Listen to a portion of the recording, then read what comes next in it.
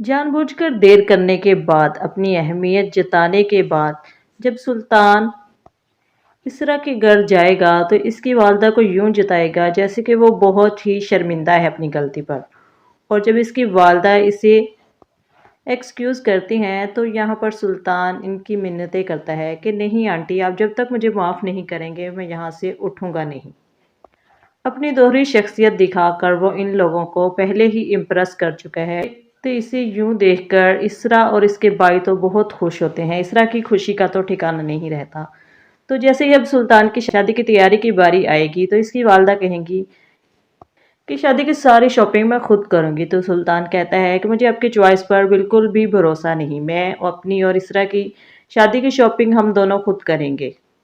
تو یہاں جب بلینک چیک کا ذکر آتا ہے تو اس کی والدہ کہتی ہیں کہ میں پہلے ہی بلینک چیک دے کر بہت ڈر رہی ہوں۔ تو سلطان اچھی طرح سے جانتا ہے کہ اسرا کو کسی چیز کی کوئی ضرورت نہیں، وہ اس چیک میں سے 1 روپیہ بھی نہیں نکالے گی۔ تو دوسری طرف اسرا کی والدہ کو بلینک چیک پہلی حرکت پسند نہیں آتی اور وہ صاف کہہ دیتی ہیں کہ اس کا یہی مطلب ہوا کہ ہم اس میں سے 1 روپیہ بھی نہ نکالیں۔ تو یہاں پر سرور انہیں مناتا ہے اور کہتا ہے کہ اماں آپ ان کی پوزیٹیوٹی کو بھی نیگیٹیوٹی سمجھ رہی ہیں۔ تو اس کی والدہ کہتی ہیں کہ مجھے کچھ اچھا نہیں لگ رہا۔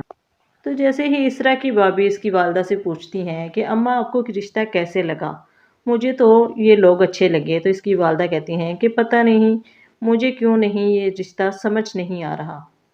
تو یہاں پر سبھی انہیں منانے کی کوشش کرتے ہیں۔ اب رشتہ پکا ہونے کے بعد اسرا بہت خوش ہوتی ہے اور سلطان سے ملنے کی گزارش کرتی ہے۔ تو جب یہ دونوں ملتے ہیں تو سلطان اسے کہتا ہے کہ مجھے تمہارے لیے بہت خوشی ہو رہی ہے کہ تمہیں اپنی محبت مل گئی اور میرا یہ ناچیز دل کسی کے کام آ گیا۔ تو یہاں پر اسرا شاکڈ ہوتی ہے اور کہتی ہے کہ آپ کو آپ کی محبت نہیں ملی، کیا میں آپ کی محبت نہیں ہوں؟